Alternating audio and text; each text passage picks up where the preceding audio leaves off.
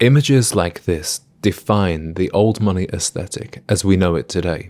But would you believe these styles are born in the mind of a Jewish man who grew up poor in the Bronx? In this video, I'm going to explain how Ralph Lauren, born Ralph Lifshitz, is the single biggest influence behind the old money aesthetic. I'll tell you where he got his inspiration from, how he made it distinctly Ralph, and why it resonates so much with the current generation. And I'll explain how you can apply his genius philosophy to your own style. To understand how much imagination was required to create the aesthetic that we now know as old money, we have to go back to Ralph's roots. He was born Ralph Lifshitz in 1939 to a Jewish immigrant family in the Bronx of New York City. He was the youngest of 4 children and had to share a room with his 2 brothers growing up. His decision to change his surname to Lauren at the age of 16 is the first sign we have of Ralph's vision. Although it was mainly prompted by terrible teasing from his classmates, it's a clue that Ralph was aspiring to live and create a life that was different from the one he'd known so far. After he got out of the army, he worked as a sales assistant for Brooks Brothers. This is where he would have had his eyes opened to the existing preppy styles in the Northeast. This trend sprung out of Ivy League universities and hit peak popularity in the late 1950s. And Ralph was living and working in New York City, where he would have been surrounded by a lot of wealthy men wearing these styles. After working for a couple of necktie companies, he founded the Ralph Lauren Corporation in 1967, and the empire as we know it today had begun. Ralph initially just made neckties, but he didn't follow the fashion at the time for skinny ties. For his inspiration, he looked back to the wide ties from the golden age of Hollywood. And this era in time and all the glamour that goes with it is still a major influence over the old money aesthetic today. The 70s was when Ralph Lauren expanded into a full range menswear and womenswear line, and he was really able to carve out his vision for the brand. The genius of Ralph is that he was able to take a pre-existing, relatively conservative aesthetic and turn it on its head. Then he sold it back to the middle and upper classes of America before exporting his vision to the rest of the world. What Ralph did was make everything more glamorous, more aspirational, exciting, and more diverse than other brands. So let's take a look at some vintage ads from Ralph Lauren and see how he really created the old money aesthetic. In this one, the guy is wearing a white suit, which wouldn't be unheard of for a wealthy guy in the summer. But then Ralph has added this neckerchief. This is the twist that catches your attention, and it puts a new spin on people's image of a guy in a white suit.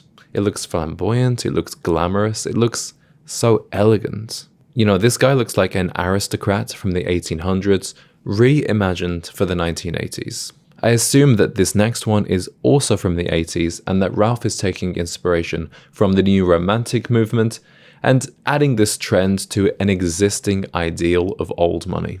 So here he's borrowing interesting features from a trend of the time and blending it with that classic aesthetic. And that's what we see a lot of old money boys doing today, introducing new items like heavy jewelry and Birkenstocks with the more traditional pieces. Meanwhile, the two-tone shoes in this ad are a nod to the classic styles of the 1940s. Sport has always been an important part of both the Ralph Lauren brand and the old money lifestyle. Here he's incorporating elements of cricket wear into Ivy League outfits. Ralph had an ability to blend British and American culture that was very ahead of its time. These days, the internet has made fashion much more global, and with today's old money aesthetic, it's hard to distinguish what's a British outfit, what's an American outfit, what's an Italian or European outfit. But we can see how Ralph was already blurring these lines decades ago. Finally, I don't think there's any Ralph ad that encapsulates our understanding of old money any more than this. This is what teenage boys and girls put on their Pinterest vision boards and share on TikTok. It's like you've asked an AI to produce the ultimate old money photo. But Ralph made this nearly 40 years ago. And in all of these ads, Ralph wasn't just selling clothes, he was selling a lifestyle. In fact, he even once released an ad that had no clothing and no models at all. And this is similar to what we see with the old money aesthetic now.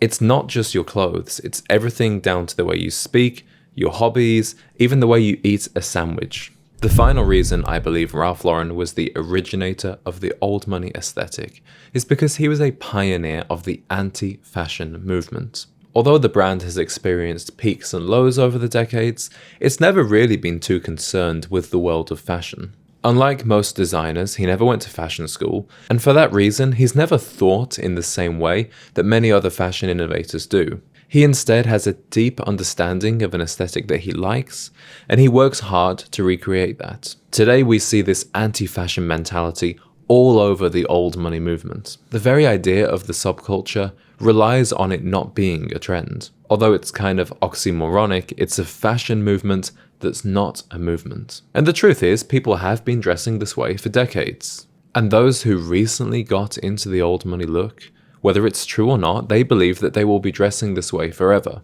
It's meant to be classic and timeless, and that's exactly what Ralph values too. There's a lot of magic behind Ralph Lauren's philosophy that you can use in your own style. Ralph inspired men to dress like the main character in their own movie, and that's exactly how Ralph lives his life too.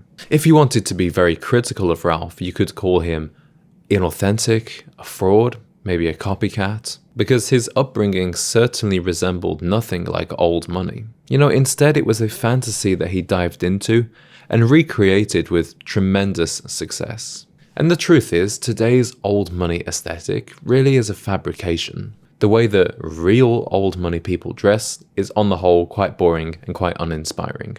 But what Ralph did, and perhaps what you should do, is allow your imagination to run free and craft the vision the way you want it, regardless of what other people might think.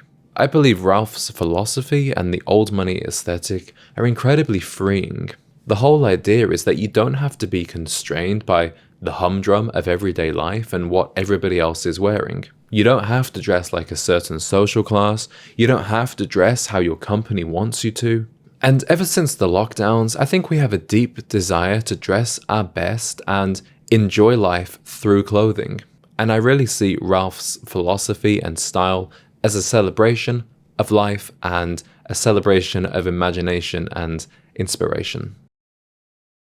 Gentlemen, I hope this video has been as enjoyable for you to watch as it was for me to make.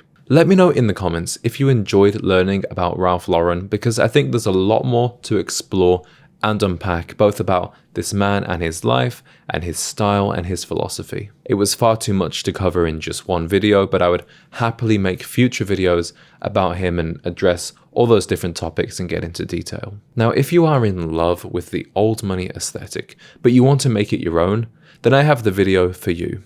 Check out my 5 variations on the old money aesthetic, which will show you how to introduce themes like nautical, countryside, and western. It will help you uncover your own unique style while enjoying all the benefits of this beautiful way of dressing. And of course, there's plenty of inspiration from Ralph Lauren in that video too. So until the next time, thank you as always for watching.